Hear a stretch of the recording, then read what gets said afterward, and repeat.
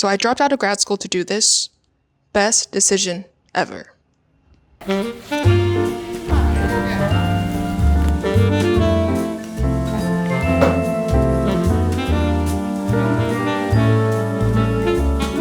Hey guys, welcome back to my channel. If you're new here, hi, my name is Emma, and as you can see, we are no longer just sewing in the comfort of my own bedroom. Today I'm actually here at a local vocational academy where I am currently enrolled at for the next 4 months to learn how to sew and design clothes in a more professional manner. And then after that, I have 2 more months to work on my final project, which will be graded to see if I actually can graduate from this program. So you may be wondering why I'm here in the first place. I was supposed to go to grad school back in November of last year, so November 2024. But after being enrolled in the program and going to orientation, I figured out that the program was not for me. So instead of gung-hoing my way through it, I decided to drop out of the program. Afterwards, I did try to enroll myself in Korean language school, but that also fell through in the same month as well. So as you could imagine, I had 2 of my biggest plans kind of fall through at the same time, which left me in kind of a quarter-life crisis type thing.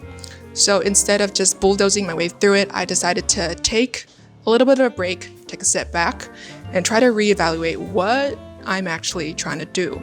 Fast forward a couple months, we're now in February 2025. I was talking with one of my neighbors who is very intelligent and very street smart, and we were discussing about how I probably am a better fit for learning things by hand. So like different trades, I would say, as opposed to, just learning theory, doing research and writing dissertations. And that was when my mom and I thought that perhaps it is a good idea. I think it made some sense for me to perhaps try to enroll in a sewing program, as sewing had been something I had been doing by myself for the last year. And about 2 months later, here I am starting the program.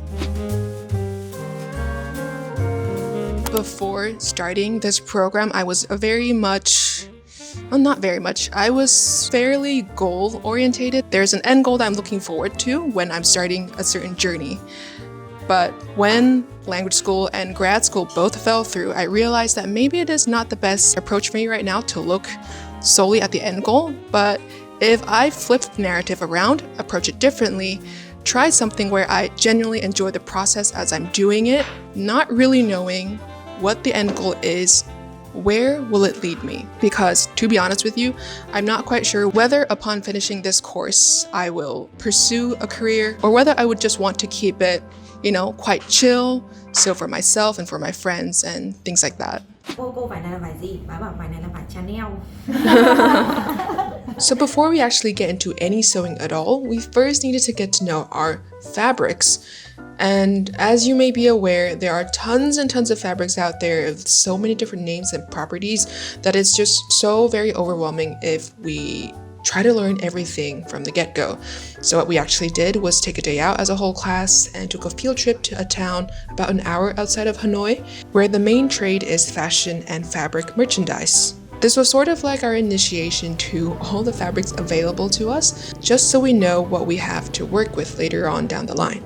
Today we're just picking out a couple of woven fabric or non-stretchy fabric as material to sew our women's dress shirt, which is the first leg of this program.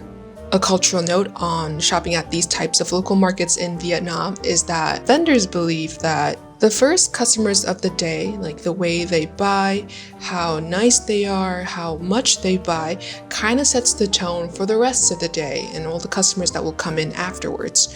So if you know that you'll be looking around a lot and not buying a lot of things that you touch, it is better to go a little bit later on in the morning and not at opening time. Next, we learned how to take body measurements and draw up bodice patterns for our dress shirts. We started with drawing the basic bodice pattern, and then we developed it into a pattern for a fitted shirt, oversized shirt, bat-winged shirt, as well as how to make adjustments for specific body measurements. And then we drew and drew and drew and drew so many patterns just so that we could drill, like the logic behind drawing them. So what you're gonna need is a pencil, an eraser, a pencil sharpener, a ruler, one of these malleable plastic see-through rulers. I have my class notes and also measurements. You always want your measurements handy when you're working on your pattern. And I also have my calculator here. Is it overkill? Yes. Am I going to use it? Yes. This is going to be our working surface. Apparently it is bad etiquette to draw a pattern and sit at the same time, so we're gonna ditch the chair for now and go with a horse stance instead, because I feel like otherwise if I'm standing straight, I'm just leaning over my work way too much.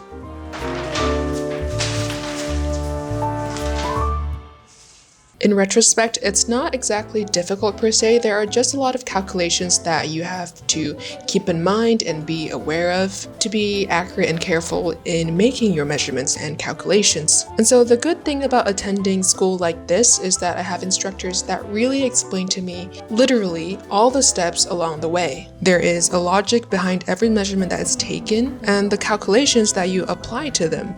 And my instructors take great care to explain this to us, which is something I really respect about them because they've been doing this for a decade, probably even more already, but they still take the time and the patience to explain to us newbies concepts that may already be very trivial or obvious to them. And that is a trait that I really respect in educators, as someone who works in education myself. But yeah, essentially over the past week, I've probably drawn up a total of 8 to 10 different patterns already.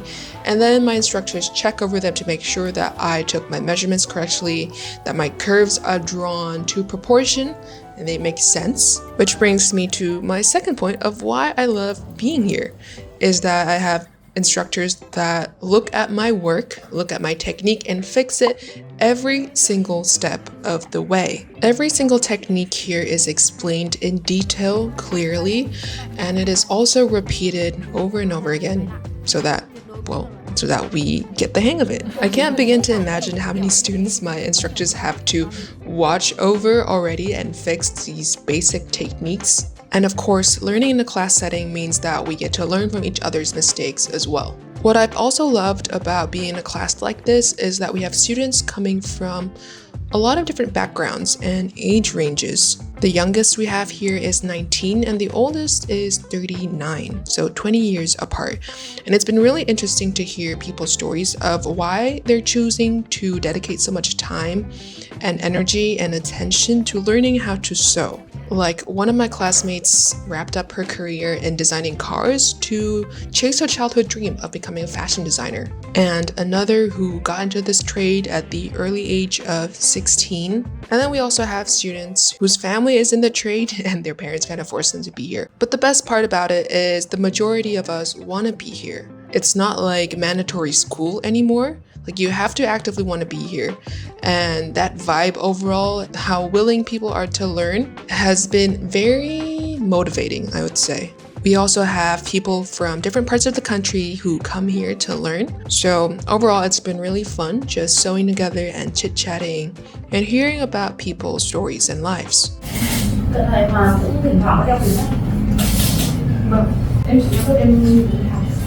Chỉ cần nhẹ chỉ cần các phần dưới một cái nặng đường nó khỏi cái đi đưa mình phải tự các khối di chuyển tôi chỉ cần nhìn các khối di chuyển tôi sợ quá cần nhìn biển xe nhưng mà người ta bảo là không đeo thường xuyên thì sẽ luyện được đấy không đeo thường xuyên là luyện được cái gì nữa còn nếu mà đeo thường xuyên thì em ra là chỉ có một cách em một sải tay đấy. Anyways, back to the dress shirt. After our teachers vetted our patterns, we cut them out, cut out the fabric that we bought the week before, and then started sewing. The dress shirt was actually a project that I was really hesitant to do on my own, but we've been taking it really slowly. I think the first day we only sewed the shoulder seams and side seams, another day finishing the cuffs and the sleeves, and then another day finishing the collar and the hem. Mind you, this is 4 hours each session. At the beginning, I really thought that it would be overkill to spend so much time on such few details, but I ended up going overtime a lot for these actually. So it's safe to say that my teachers really know what they're doing and how this curriculum is structured out for us.